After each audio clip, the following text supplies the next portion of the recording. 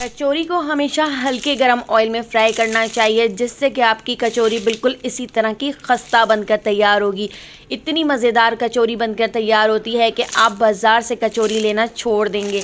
ईद पर बनाएं या इफ्तार में बनाएं, बहुत ही मज़ेदार लगेगी। तो चलिए इसकी रेसिपी को देख लेते हैं। तो इस मज़ेदार सी कचौरी को बनाने के लिए मैंने एक बोल के ऊपर रख दिया है स्टेनर, और इसके अंदर हम ऐड कर देते हैं 1.5 कप मैदा। तो पहले मैंने 1 कप मैदे को छान कर बोल में ऐड कर दिया है। इसके साथ मैंने आधा कप मैदा और ले लिया है। तो 1.5 कप मैदे से हमारी 4 से 5 कचौरियाँ बनकर तैयार हो जाएंगी।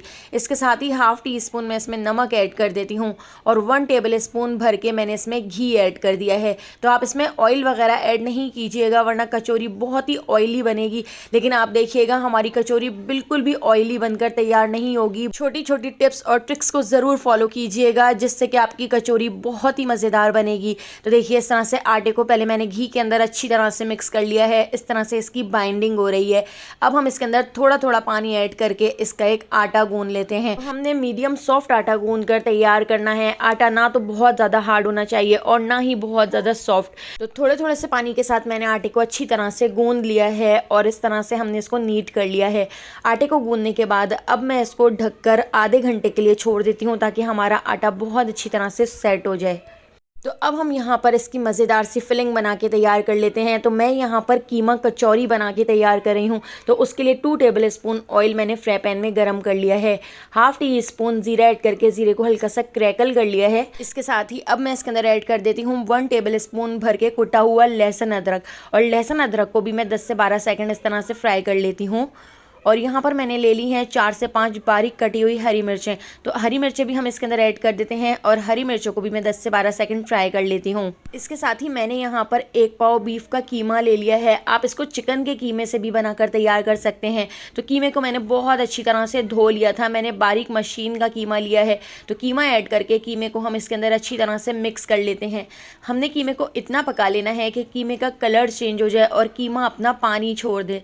तो हमने इसमें बिल्कुल भी एक्स्ट्रा पानी ऐड नहीं करना है, कीमे के पानी में ही हमने इसको गला लेना है। तो हाफ़ टी स्पून नमक भी ऐड कर दिया है, और इसको अच्छी तरह से मिक्स करके इसको कवर करके लो फ्लेम पर आधे घंटे के लिए छोड़ देती हूँ, ताकि हमारा कीमा अच्छी तरह से टेंडर हो जाए। तो कीमा यहाँ पर अच्छी तरह से गल चुका है। इसको मैं अच्छी तरह से मिक्स कर लेती हूँ, और अब हम इसमें कुछ मसाले ऐड कर लेते हैं। तो यहाँ पर मैंने हाफ़ टी स्पून लाल कुटी हुई मिर्चें ऐड कर दी हैं, हाफ़ टी स्पून लाल पिसी हुई मिर्चें, 1 टीस्पून मैंने इसमें पिसा हुआ धनिया ऐड कर दिया है, और इसके साथ ही हाफ़ टी स्पून मैंने इसमें पिसा हुआ गरम मसाला ऐड कर दिया है। 1 टीस्पून मैं इसमें भुना कुटा ज़ीरा ऐड कर देती हूँ। ये सारे मसाले ऐड करके हम इसको अच्छी तरह से मिक्स कर लेते हैं। अब मैंने यहाँ पर 2 मीडियम साइज़ की प्याज ले ली हैं, जिनको मैंने इस तरह से बारीक चॉप कर लिया है। तो प्याज ऐड करके प्याज को हम इसके अंदर अच्छी तरह से मिक्स करते हुए फुल फ्लेम पर पका लेते हैं। तो बस प्याज को हमने 1 मिनट तक फुल फ्लेम पर पकाना है। लो फ्लेम पर पकाने से प्याज अपना पानी छोड़ देगी, इसलिए आप 1 मिनट तक बस इसको फुल फ्लेम पर पका लीजिएगा। तो यहाँ पे हमारी बहुत ही मज़ेदार सी कीमे की फिलिंग तैयार है। अब हम इसके अंदर ऐड कर देते हैं बारीक कटा हुआ हरा धनिया, और हरे धनिया को भी मैं इसमें अच्छी तरह से मिक्स कर लेती हूँ। और इसके साथ ही अब मैं इसके अंदर ऐड कर देती हूँ 1 टेबल स्पून मेयोनीज़, और इसके साथ ही 1 टेबल स्पून हम इसमें टमाटो केचप ऐड कर देते हैं। तो ये दोनों चीज़ें आप ज़रूर ऐड कीजिएगा, इतना मज़ेदार इस कीमे का टेस्ट हो जाता है। और जब आप इसकी फिलिंग कचौरी के अंदर ऐड करेंगे तो बहुत ही मज़ेदार कचौरी बनकर तैयार होगी। तो इसको भी हम अच्छी तरह से मिक्स कर लेंगे। तो यहाँ पे हमारी मज़ेदार सी कीमे की फिलिंग बनकर तैयार हो चुकी है। अब इसको ठंडा करने के लिए हम साइड पे रख देते हैं। कचौरी को खस्ता और लेयरदार बनाने के लिए 2 टेबल स्पून मैंने यहाँ पर घी एक बाउल के अंदर ऐड कर दिया है, और 2 टेबल स्पून ही हम इसके अंदर ऐड कर देते हैं कॉर्नफ्लोर। कॉर्नफ्लोर की जगह आप इसके अंदर मैदा भी ऐड कर सकते हैं, लेकिन कॉर्नफ्लोर से बहुत ही बेहतरीन रिजल्ट आता है। बहुत ही खस्ता कचौरियाँ बनती हैं और लेयरदार कचौरियाँ बनकर तैयार होती हैं। कॉर्नफ्लोर और घी को मिक्स करके अच्छी तरह से एक हमने मिक्सचर बना के तैयार कर लिया है। अब हम यहाँ पर अपना आटा चेक कर लेते हैं। तो देखिए हमारा आटा भी बहुत अच्छी तरह से सेट हो चुका है। तो बस 2 से 3 मिनट में आटे को एक बार फिर इस तरह से नीट कर लेती हूँ, और नीट करने के बाद अब हम इसको कटिंग कर लेते हैं। तो मैं इसको 4 हिस्सों में इस तरह से डिवाइड कर लेती हूँ। तो एक ही साइज़ के हम 4 पेड़े इस तरह से इसके निकाल लेते हैं, और इसके पेड़े बनाने के बाद अब हम इसकी कचौरियाँ बना लेंगे। तो जिस तरह आप रोटी के साइज़ का पेड़ा बनाते हैं तो उसी साइज़ का आप पेड़ा इसका बना के तैयार कर सकते हैं। अगर आप छोटे साइज़ की कचौरियाँ बनाना चाहते हैं तो छोटे पेड़े ले सकते हैं, लेकिन मैंने यहाँ पर इस तरह से रोटी के साइज़ का पेड़ा लिया है।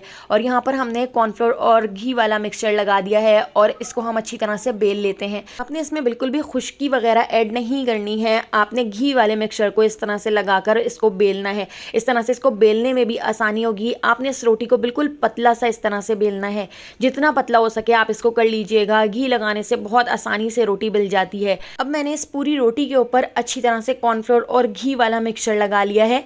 तो कॉर्नर पे भी हम इस तरह से लगा लेंगे ताकि इसकी लेयरिंग बहुत ही अच्छी तरह से हो सके। और इस तरह से हम इसको फोल्ड कर लेते हैं। तो जैसे जैसे आप इस तरह फोल्ड करते जाएं तो थोड़ा थोड़ा घी और कॉर्नफ्लोर वाला मिक्सचर इसके ऊपर भी इस तरह से लगाते जाइएगा। इस तरह से बहुत ही अच्छी लेयर बनेगी। हमने इसको इस तरह से फोल्ड कर लिया है और इस तरह से मैंने इसको एक रेक्टेंगल का शेप दे दिया है। सारे पेड़े बिल्कुल इसी तरह से मैंने बनाकर रेडी कर लिए थे। इसको हम ढककर 15 मिनट के लिए छोड़ देते हैं ताकि ये पेड़े भी अच्छी तरह से सेट हो जाएं। तो 15 मिनट बाद अब हम इसकी कचौरियाँ बना लेते हैं। तो आपने इसको बेलन वगैरह से नहीं बेलना है, आपने इस तरह से इसको हाथ से बड़ा करना है। इस तरह से देखिए, हाथ से मैंने इसको थोड़ा सा बड़ा कर लिया है। हाथ से बड़ा करने के बाद अब हम इसके अंदर ऐड कर देते हैं कीमे की फिलिंग। तो तकरीबन 2 टेबल स्पून के करीब मैंने इसके अंदर कीमे की फिलिंग ऐड कर दी है और इस तरह से हम इसको फोल्ड कर लेते हैं।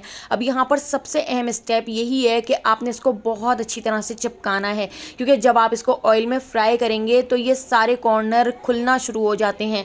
लेकिन आपने यहाँ पर इस चीज़ का बहुत ही ज़्यादा ध्यान रखना है। आपने इसको बहुत अच्छी तरह से इस तरह से दबा के पैक करना है, इसको बिल्कुल सील पैक कर लेना है, नहीं तो आपकी कचौरियाँ ऑयल के अंदर जाकर खुल जाएंगी। मेरी भी एक कचौरी ऑयल के अंदर जाकर खुल गई थी और उसको निकाल कर फिर मैंने उसको बेक कर लिया था, नहीं तो ये बहुत ही ज़्यादा ऑयली हो जाएंगी। इसके पूरे अंदर तक ऑयल भर जाएगा और कीमे की सारी फिलिंग ऑयल के अंदर निकल जाएगी। अब मैंने इस तरह से इसको थोड़ा सा प्रेस कर लिया है और कचौरी का शेप दे दिया है और यहाँ पर हमारी 4 कचौरियाँ बनकर तैयार हो गई हैं। तो मैंने बड़े साइज़ की कचौरियाँ बना के तैयार की हैं। अब आपने एक बात का ध्यान यहाँ पर ज़रूर रखना है, आपने ऑयल को हल्का गर्म करना है। आपने मीडियम फ्लेम पर ऑयल को गर्म नहीं करना है, आपने लो फ्लेम पर ऑयल को गर्म करना है। उसी से आपकी जो कचौरियाँ हैं वो बहुत ही खस्ता और लेयरदार बनकर तैयार होंगी। और आपने इन कचौरियों को लो से थोड़े से ज़्यादा फ्लेम पर फ्राई करना है।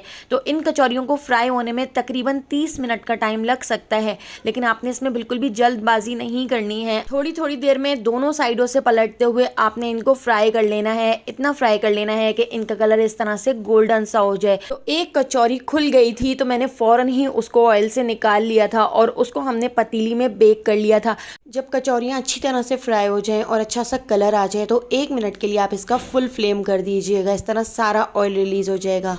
जो कचौरी हमारी ऑयल के अंदर खुल गई थी उसको मैंने इस तरह से पतीली के अंदर बेक करने के लिए रख दिया है, तो वो भी बहुत ही अच्छी तरह से बेक हो जाएगी। आपको मैं आखिर में चेक कराऊंगी, इतनी परफेक्ट कचौरी बनेगी। अगर आप इसको ऑयली नहीं बनाना चाहते, इस तरह से ऑयल में फ्राई नहीं करना चाहते, तो आप उसको बेक भी कर सकते हैं। लेकिन जो हमने ऑयल में कचौरियाँ फ्राई की हैं वो भी ऑयली बिल्कुल भी नहीं है। आप चेक करें कितनी खस्ता हमारी कचौरियाँ बनकर तैयार हुई हैं। जो कचौरी मैंने पतीली में बेक की थी आप देख सकते हैं वो भी कितनी अच्छी बेक हुई है, कितना अच्छा उसके ऊपर भी कलर आया है। तो दोनों तरह की कचौरियाँ हमारी यहाँ पर बनकर तैयार हो गई हैं। तो अगर आपको कीमे की कचौरी की ये मज़ेदार सी रेसिपी पसंद आई हो तो लाइक, शेयर और सब्सक्राइब करना बिल्कुल भी मत भूलिएगा और बेल आइकॉन के नोटिफिकेशन को ज़रूर ऑन कीजिएगा।